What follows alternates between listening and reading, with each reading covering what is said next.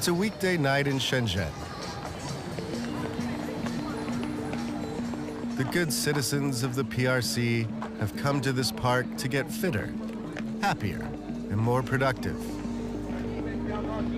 All under the watchful, approving gaze of Deng Xiaoping, the revered granddaddy of China's free market reforms.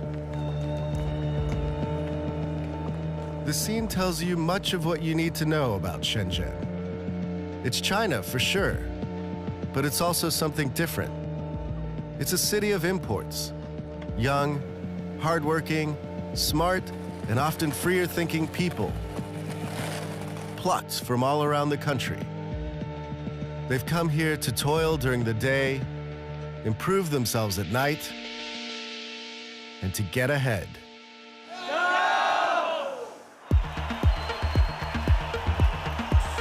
It's ambition that is the lifeblood of Shenzhen. It's factories, it's markets, it's startups, it's surging tech empires. And it's stuff like this, an orgiastic explosion of LEDs that are the greener and, of course, more futuristic version of fireworks.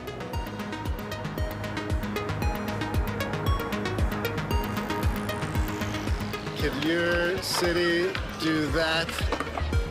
No, your city sure as shit can't.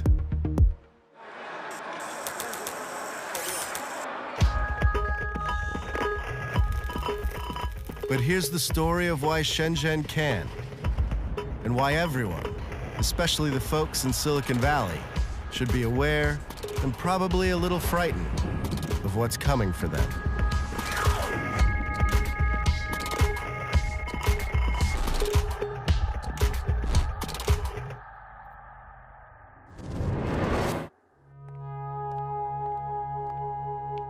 You get in the metal tube. Zoom up 115 floors at a ridiculous speed to the top of the Ping An skyscraper. Then you find a window and marvel at the sublime bigness of Shenzhen.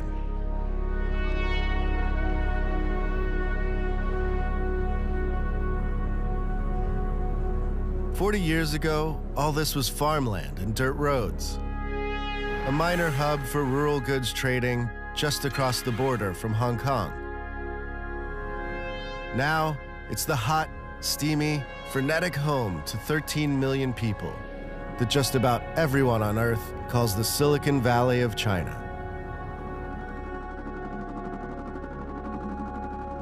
Everything here moves at what's known as Shenzhen speed. It's a phrase that describes an unyielding pace of change, and I came here to feel it firsthand.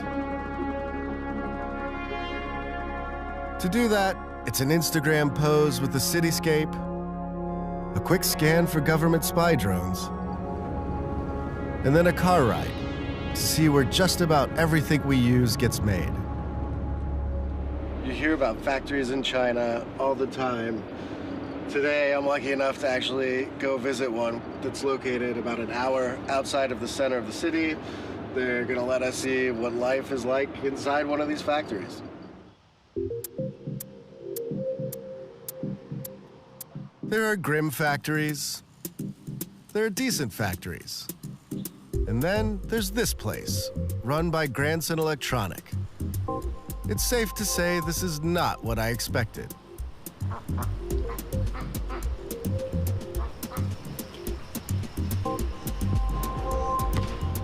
The plush surroundings are intended to make customers from all parts of the world feel comfortable. But inside, it's more like you'd expect. Dozens of workers moving at Shenzhen speed, making fancy headphones for an Australian company called Neura. How did you guys end up in Shenzhen? I guess that's the thing to do these days. Yeah. Shenzhen's known as a place that people come to make things. Yep. You don't come here to mess around. You come here to get things done. They have the supply chain here, a supplier that can make any component of the headphones you need.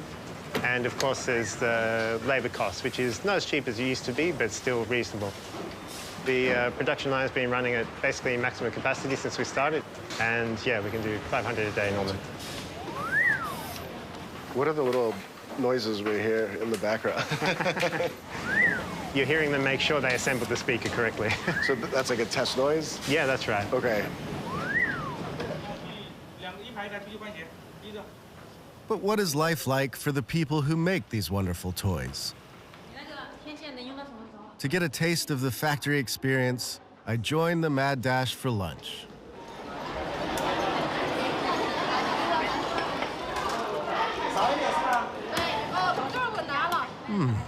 Cafeteria food. Nice to meet you. How are you? Good. How's the food? Okay. It's good. How long have you worked here? 2 years. Okay. It's tough to say anything terribly new about the life of the Chinese factory worker. Most of these people have come from China's hinterlands, often leaving their families behind in their rural hometowns. They'll spend about 2 years on average in Shenzhen, busting their butts working overtime to save up as much money as they can. Is it a step up from hardscrabble subsistence farming? Probably. Are there still safety nets? Yep. But I can tell you one major lifestyle advantage the Chinese have over us Guilos. When we first started working here, after lunch, we couldn't really get anyone's attention. Eventually, we cottoned on. Everyone's just sleeping at that time of day. That said, we embraced it very quickly. What is your preferred sleeping apparatus? I'm pretty Spartan, so either on the desk or under the desk with a bit of bubble wrap for a pillow. Trust me, it's good.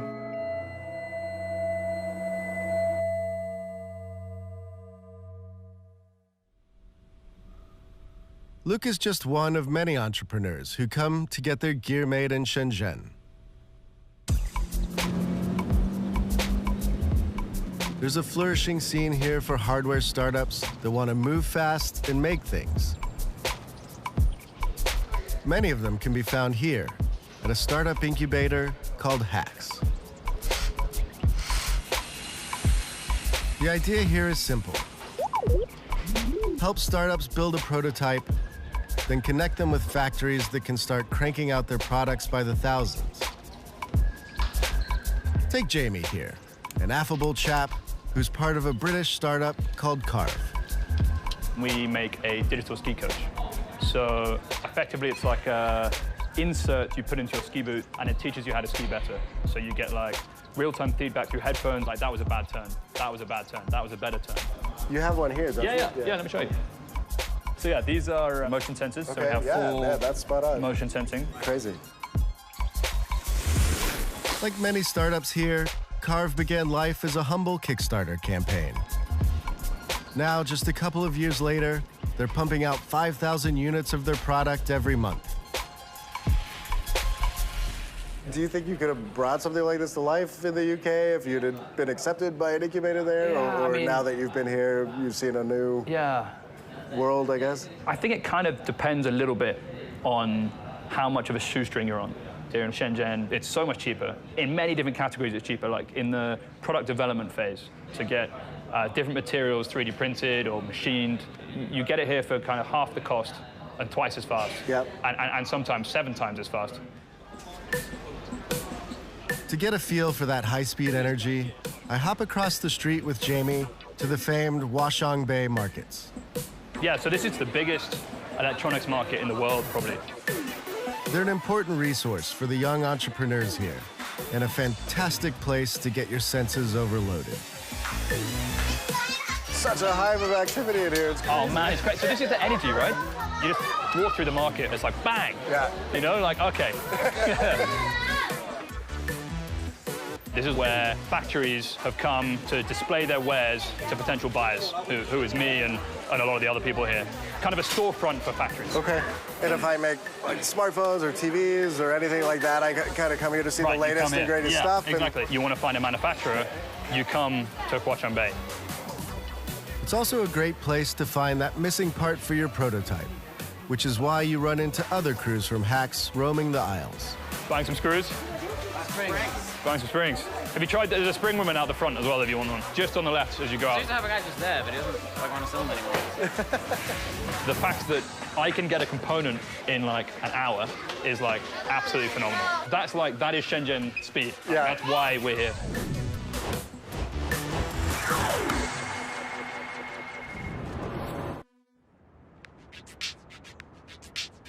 Here's how Shenzhen works.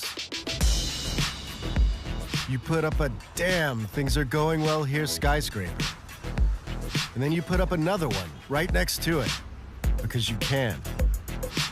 And then to really drive the point home, you do all of this next to a metallurgic marvel of a stadium.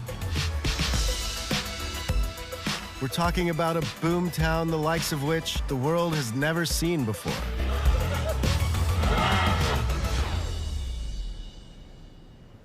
And things are just getting started. Because inside the big stadium is the real action.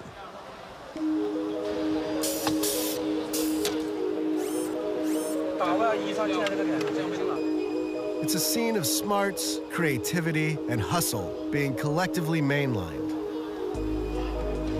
It doesn't look pretty. It doesn't smell great. It might even be inhumane. But all of this is aimed at making China the dominant technology force of the future. And Silicon Valley should be very, very afraid. Welcome, friends, to RoboMasters.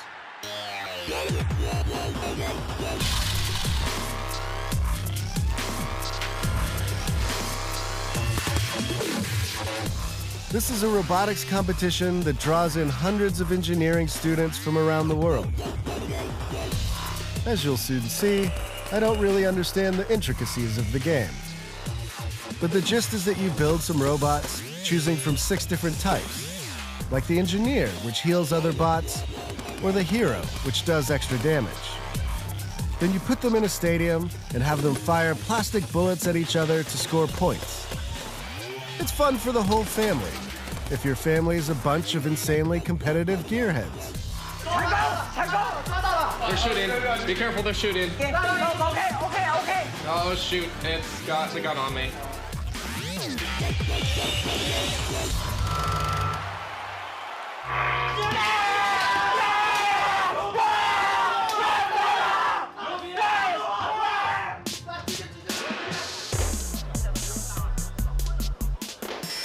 For contestants, this can be an intense experience. What's your life been like for the last week? The average sleeping time is like 3 or 4 hours. How do you do it every day and keep doing that for weeks? It's crazy. Drinking Red Bull. Drinking Red Bull. Once these kids arrive for the competition, they basically don't leave the stadium for 2 weeks. And fighting robot battle after robot battle takes its toll. When was the last time you had something to eat? Yesterday. So you haven't eaten today? No. But it's all worth it, because the reward, if you're lucky, is a job at DJI, the sponsors of the competition and the world's top maker of drones. If you're a talented young roboticist, coming here to Shenzhen to work at DJI is the dream. So the stakes are high. How are you doing? Are you guys winning? I hope so.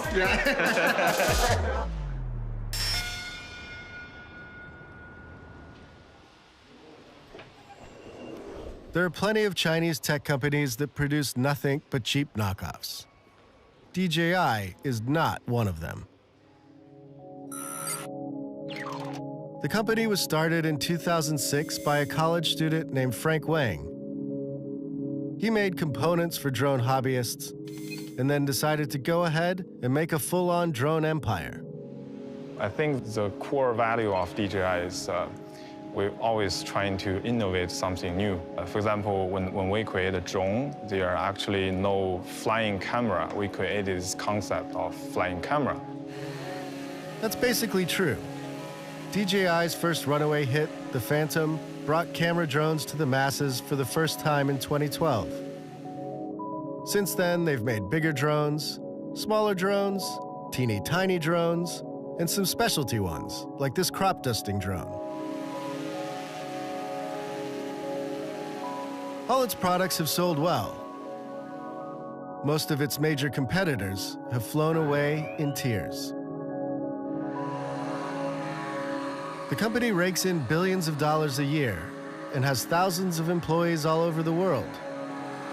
And now, they want to pay it forward. Our founder, after DJI become a little bit successful. Yeah, a little bit.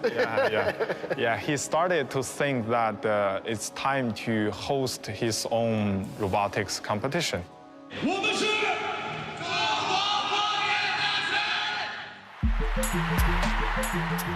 We want engineers to be recognized as superstars. And this competition, we hope it become very popular and the people and being inspired by these engineers. It's not just the competition itself. There's also a RoboMasters documentary, a RoboMasters reality show, and even a RoboMasters anime. With this media blitz, DJI hopes to foster a new generation of innovative engineers who can then join the drone empire and make it even stronger. Or maybe start the next DJI.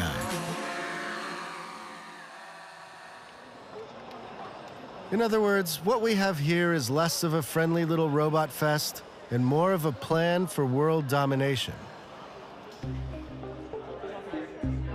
Looks like it's up to me to sabotage this thing. Does that make me seem scarier? A little bit. I've managed to infiltrate this team from Zhejiang University. This is almost too easy. We're going up against the University of Washington.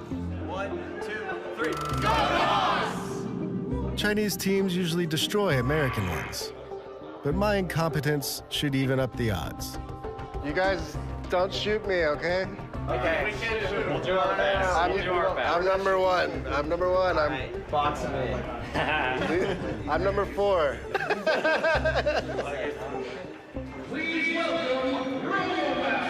Oh yeah.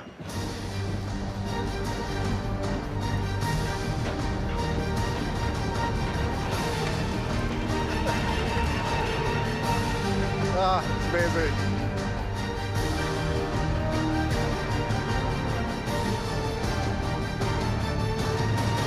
Prepare your teams. Let the robo slaughter begin.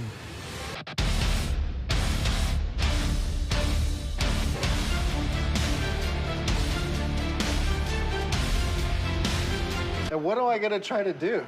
Where am I going after the game starts? Okay, I need to go out now. Don't leave me!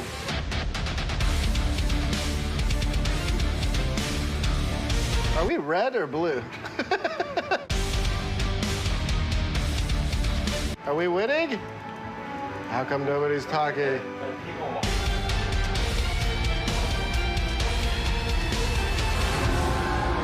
Did we win? Yes. We won. I knew it. I couldn't really tell what was happening. Was it close? No. No? So we kicked your ass. Yeah, you guys smashed us. Okay. Good job. Thank you. It was an honor. It was an honor to play with you guys. That was fun. Thank you. I'm sorry, America. I tried.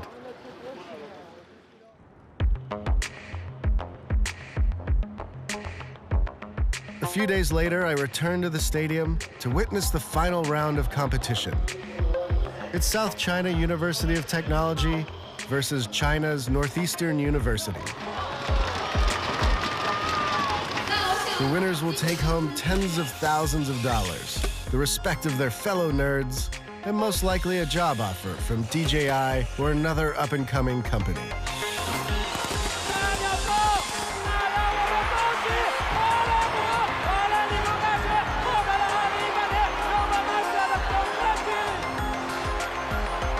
Ladies and gentlemen, I present to you the future drone makers of the PRC.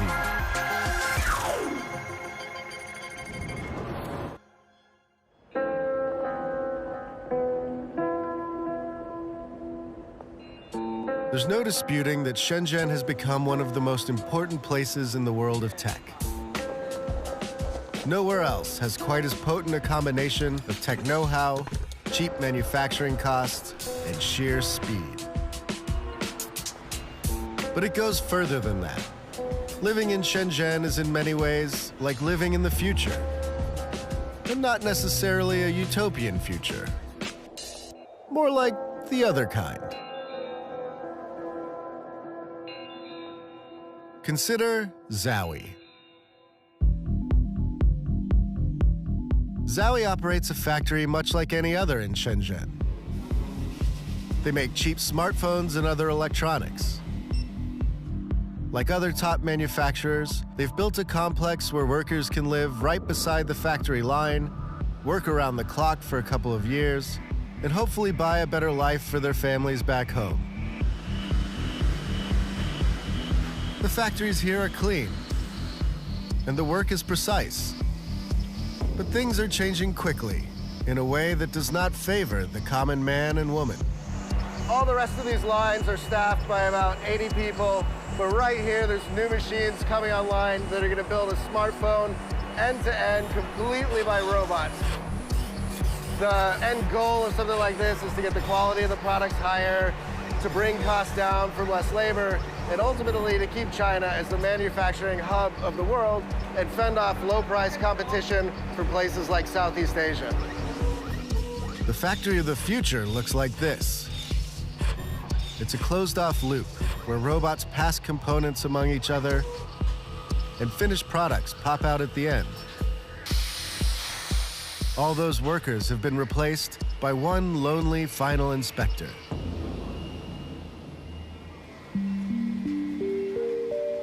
It's a strong sign that the future of Shenzhen is less for these guys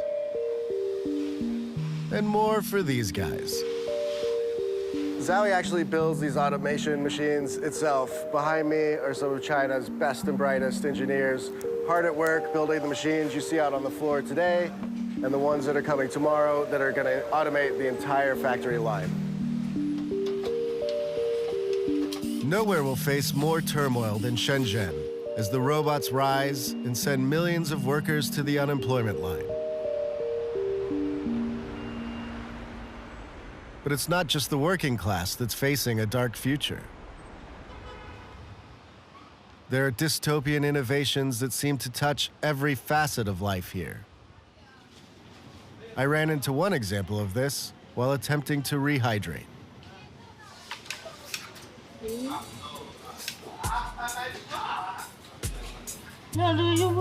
No?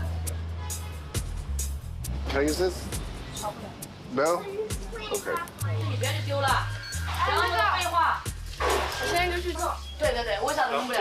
Doesn't work? No. Okay. After some investigation, I discover what's going on here, and it has to do with these things. QR codes. You know the drill. You scan the code, and something pops up on your phone, like a promotion or discount. America laughed these things off years ago, but here, they run the entire economy. Cash and credit cards are history. Instead, you scan QR codes to pay for everything. Restaurants, groceries, even buskers. On the surface, this is all good. It's the easy, convenient mobile payment system of the future. But there's also a dark side. The Chinese government can peer into the two dominant payment systems, Alipay and WeChat, as it sees fit. It's already started tracking behavior as part of a plan to rank citizens and measure how good and obedient they are. The tech revolution may have brought prosperity to Shenzhen, but it's also brought more and more insidious intrusions into people's lives. To dig deeper into life under the Chinese deep state, I've assembled a team of extraordinary foreigners who work at tech startups in Shenzhen. Hopefully a few beers will encourage them to open up about their thought crimes. Living in a very tightly regulated communist country, does that bother you, or you don't care? Like the presumption, at least that I got before I came from Australia, you're sort of like moving into sort of like a militarized state kind of thing. Like things are gonna be really intense. But like you take a beer, you just like walk down the road, hang out in the park, fine. Yeah. Do that back in my hometown, Australia, like straight to the cop house. Yeah. Like, But then, play spike ball on the grass, and then all of a sudden, the cops come and stop you. You jaywalked and you had facial recognition. You got this. Craziest thing, I actually got this. Yeah, so I was jaywalking in Nanshan, and all of a sudden I got a fine to my WeChat. Was it instant? It was about 20 seconds after, I guess. And I had money in my balance, it just went straight out. And this is just the most incredible thing. You didn't even, it just came straight out. Didn't even authorize and it. that was incredible. That's crazy. It's true. Try to jaywalk in certain parts of Shenzhen, and the government's facial recognition will spot you. There's even a board of shame showing the faces of recent offenders. I'm surprised and very, very worried that they have your face in the facial recognition. They have everyone's, though. I mean, when you get across the border, they take that picture. Yeah, exactly. Yeah, so it's all in the system. They know where you are. That's scary. It gets even scarier, because Big Brother is watching what you do online, too. Most of the websites we know and love are blocked in China, replaced with Chinese equivalents that the government can monitor, a sort of mirror universe internet. I asked my friend Diane, a Shenzhen native, to help break this down. Appropriately enough, she took me to this restaurant staffed entirely by robots. That's some gnarly looking chicken. Is that chicken? Robot food. I wanted you to help me out with one thing. So if I sort of call out a US tech company, can you tell me the Chinese equivalent? Because, you know, you can't get Instagram or anything here, so let's do a few. So Google would be Baidu, right. And Amazon. It's like both JD.com and also Taobao. Okay, yeah. and YouTube? Youku, 爱奇艺. Facebook? Facebook, we have WeChat. WeChat, yeah. Do you feel like you're in a different universe? All the online stuff is such a big part of all our lives, and it seems like China has created its own world. Yeah, that's definitely like that. But like I said, for like Instagram, I was surprised to see even Instagram got banned from China, but all the young people, they're there. Still go. Yeah. It turns out it is possible to access the freedom-loving internet here via what's called a VPN, an alternate internet connection that bypasses the government's blocks. And you don't get in trouble if they see that you're on the VPN all the time? For personal use, I don't think that's like a big deal. Okay. Yeah. A feature will be interesting for how the different world like collaborating together. Yeah, and definitely the young generation, they're not like just, oh, I'm satisfied, just kind of stay inside. Okay. Yeah, they're more curious.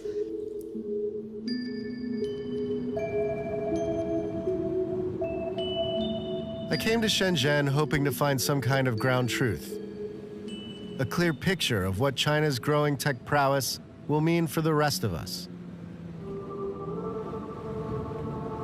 Honestly, though, I'm as confused as ever.